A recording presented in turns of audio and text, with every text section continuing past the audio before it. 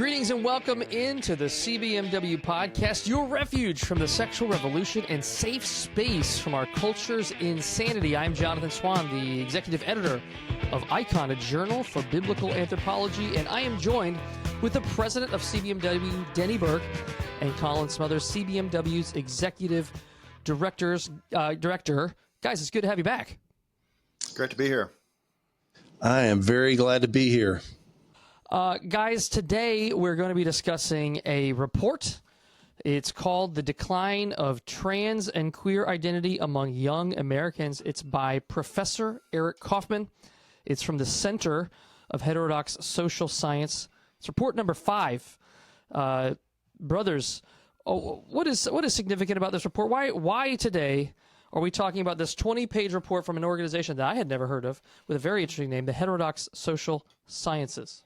Well, the significance of it is it's really a summary of other studies that have been done on the prevalence of non-binary, transgender, bisexual, non-heterosexual identities especially on college campuses, but even beyond.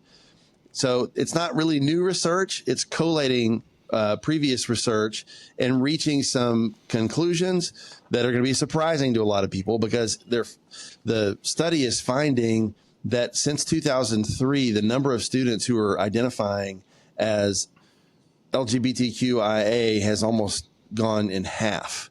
So from about 7% of the population to something like 4%. So it's a major change that this study is tracking in those who identify as such. Yeah, one of the reasons why we're talking about this, John, is this guy, Eric Kaufman, who's a professor. He says he's a professor of politics on his social media bio, and he teaches in Vancouver, British Columbia. And he highlighted this study. He wrote it, I think, for Heterodox Academy, collating some data from an organization called FIRE. And I think it concentrates specifically on the university population, even in the U.S., even more specifically looks at sort of Ivy Leagues and kind of elite institutions and sees that there is something significant going on. And when I'm looking at the data and, looking at these trends that he's summarizing, something peaked in 2023. And, John and I, we were just talking right before this podcast. I think that feels anecdotally true, that something happened between maybe 2020 to 2023 that reached a peak wokeness that we have seen really for the last year and a half, maybe even almost 2 years now, kind of a rollback and a pushback to really the pure insanity that we saw in all manner of social institutions, but specifically regarding gender identity and sexual orientation. And what this data is giving us is maybe some more concrete numbers and some concrete ways to look at what we've all felt as somewhat of a sea change in even American and Western life. It might be worth mentioning just some of the data from the executive summary, just so listeners will know what we're talking about. It says this. It says, after surging in the 2010s and 20s, trans and queer identities are in decline among young Americans. The transgender share among university students peaked in 2023 and has almost halved since, from nearly 7% to 4%, which is what I mentioned a minute ago. But then it says the share of students identifying as not heterosexual fell by about 10 points in the same period. The decline in non-heterosexual share is concentrated in the queer or other sexual categories. So not the gay lesbian so much as the BTQ plus minus sign divided by, whatever comes next. So it's a share. All those people that were inhabiting those sort of more novel, newer gender sexual identities, that's gone down by 10 points since 2023. And so it's and bisexuality is included in that as well.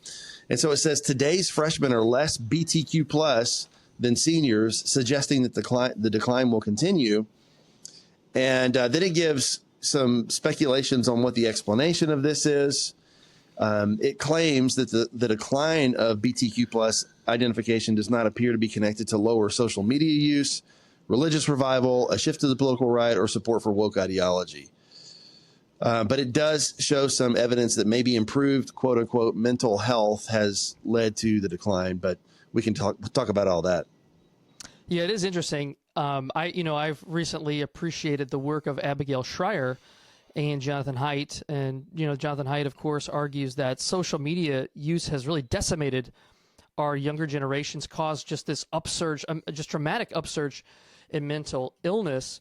And then Abigail Schreier's book, Irreversible Damage, talks about how social media brewed up, concocted sort of a social contagion, especially among young girls.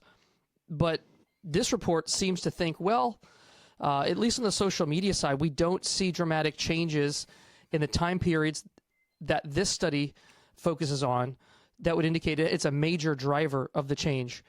What do you guys think about either of those considerations? Well, I mean, just because you don't see a decline in social media use doesn't mean that it's not relevant, because you don't have to have a decline in use to have a difference in use. Mm-hmm. So what Abigail Schreier was tracking in her book, which is incontrovertible, is that, a lot of these young women, well, she basically was observing that the study showed that there was a 4,000% increase in people young women identifying as transgender from the 2019 and 10 years before, like a 4,000% increase. And she was trying to say, okay, what was the reason for that? Well, all of these young women had certain characteristics in common, one of them being that they were heavily embedded in these online communities that are specifically rewarding, congratulating, cajoling people in the direction of, embracing a transgender identity. So her thesis was there was a social contagion that was attached to this, and it was being delivered through social media. I don't think that part is contestable. But what has changed, and this is where, the more study needs to come out, is that I think we reached a kind of critical mass of wokeness from 2020 to 2023 as a culture. You'll remember that summer of 2020 and afterward, everybody on the planet was reading these woke books. If you had an HR department at your place of work, they may be having you read what were those two major ones? The one by Ibram X. Kendi, How to Be an Anti-Racist, and then what was the other one by the woman? It's the one that Matt Walsh interviews in his documentary. Yeah, her name is escaping me right now, but this was so mainstream, right? And so in these woke identities, which include aberrant sexual identities, aberrant gender identities, all of those things were kind of coming into their own during that period, so that you had social cachet, and you were kind of treated as a special person if you were inhabiting one of these identities. And so I think we were seeing the peak of that from 2020 through to 2023. And I think that these stats are bearing that out. Now, I think there's been, quote unquote, a vibe shift. Mm-hmm. I think the Overton window is moving, and people are seeing, especially since 2023, that these trans identities are not all that they're cracked up to be. And so you're not going to be rewarded if you're a man participating in female sports anymore. You're going to cause controversy. People aren't going to pat you on the back for that. You're going to probably get a lot of resistance to that. Not from everybody, but from a lot of people. Well, that's changed. That's a significant difference. At the end of this report, it says that one possibility is that woke beliefs played a role in the emergence of BTQ plus identity and mental illness identification in the 2010s, which is it's a speculation. They said more study is needed here, but they're saying, look, these woke beliefs were playing a role. And so it's a theory, right? It's not established yet, but I think just the eye test, anybody paying attention to the culture, that was the case. That's what was driving a lot of this. And once you remove the incentive structures for people to identify in these identities, you're just going to have less people doing it.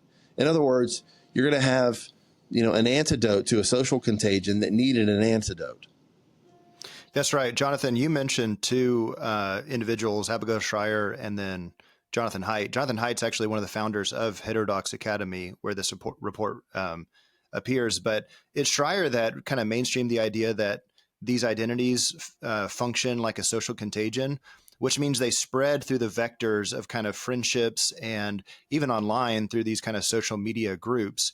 And I think that to Denny's point, it's not that social media has to be reduced in order to, to counteract this social contagion. It's that what's coming through the pipelines of that social media. And I'm going to throw out a date here. I wonder if you guys will recognize this. October 27th, 2022. You guys remember what happened on October 27th, 2022? That is the date that Elon Musk closed his deal to buy Twitter. And so what happened then is, going into 2023, all of a sudden, these heterodox ideas that, were counteracting this social contagion, that maybe transgenderism isn't a real identity. Maybe, there are really just two sexes and two genders kind of based on biological reality. In other words, the pipelines, the social media waves were opened up to counteracting and countervening narratives that I think had a huge effect, not only on peak wokeness, but specifically on these ideas. Things like J.K. Rowling being able to go viral in her courageous stand against men, biological men competing against women in sports and invading women's spaces. And one other thing I'll add here, a phrase I like to quote, after the great Ian Malcolm in Jurassic Park, he's known for this phrase, life finds a way, where he's talking about the Jurassic life that they're trying to create and sort of tamp down and contain. But then he goes, he says life finds a way. Well, I like to change that a little bit and say, well, nature finds a way. What's happening here, I think, is nature is God's, design is reasserting itself, that you can't run away from the reality of God's world.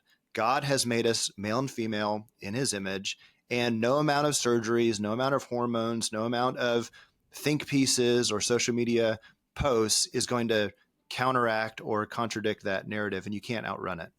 And you can't overstate how significant it was that Elon Musk took over Twitter or turned it into X, because at the time, if you were talking about these things on social media, the algorithms were only rewarding you if you were speaking in affirmative ways. And if you got to stay on the social media platform at all, they would boot you off. Yeah. I mean, Babylon Bee got taken off for this stuff. So people were either being taken off or they were being, deprioritized and their content suppressed. So it was really unbelievable what was going on until then. But now you have, I'm not saying it's been all good. You got a lot of garbage out there too, but you do have alternate viewpoints that are allowed that wasn't there before. One interesting consideration here, Colin, I think that's really wise to bring up that date, because it really did change that platform such that competitor platforms started, right, in opposition to what was going on Twitter, now X.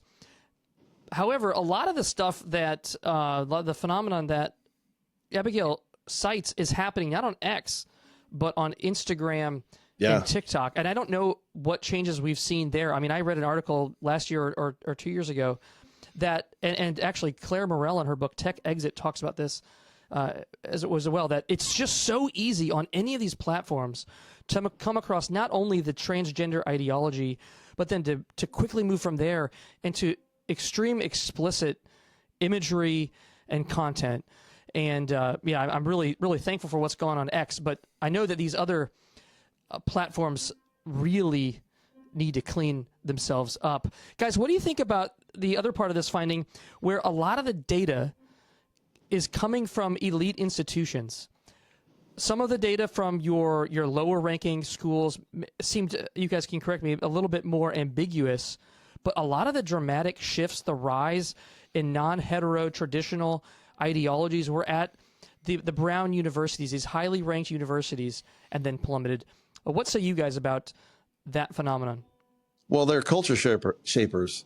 They're, when cultures move to the left, they're following behind elite institutions, and among the elite institutions in our society are the elite universities. So what you're going to end up seeing is probably a trickle down. People are it'll be a social contagion in the other direction. But so it doesn't surprise me that you're seeing this first at the elite universities. I think it highlights the reality that, the Bible affirms people are sheep. We're going to want to follow somebody or something. And, Christians cannot vacate the public square. We need to contend for the public square, and institutions matter. Yes, a lot of change can happen from the bottom up, but a lot of change, as we've seen even with the Trump administration, can happen quickly from the top down. And we don't need to pursue one strategy over the other or to the exclusion of the other, but really Christians, wherever they may be found, maybe in the elite circles, in your everyday kind of mom and pop circles, and everything in between. This is a battle for the truth. We are in a war for ideas against wicked ideologies, principalities, powers of the air. And we need to contend for that truth. And we need to recognize, I think this should put a little bit of wind in our sails, honestly, that things actually can roll back. Like these trends that were completely destructive for young people, that were wreaking havoc across our culture. What we're seeing is there's been a little bit of victory here. There has been some rollback of this falseness that's tearing people's lives apart. And it's in no small part owing to the courageous people, even when it was unpopular. I mean, I think all the way back to 2017 and Denny leading the effort to get the Nashville Statement out there and to solidify evangelical opposition against these very ideologies. We don't know how far that actually reached and affected people's minds and thoughts and activities. So I think it's a call here to be faithful wherever we're found and to continue to stand for the truth no matter the consequences, because sometimes the truth's actually going to win out, even in our own lifetime. Amen. Well, I don't think I can conclude any better than that. Thank you, brothers, for joining me today. For our audience, until next time, visit cbmw.org for more resources on gender, sexuality, and the family. Thanks for joining us.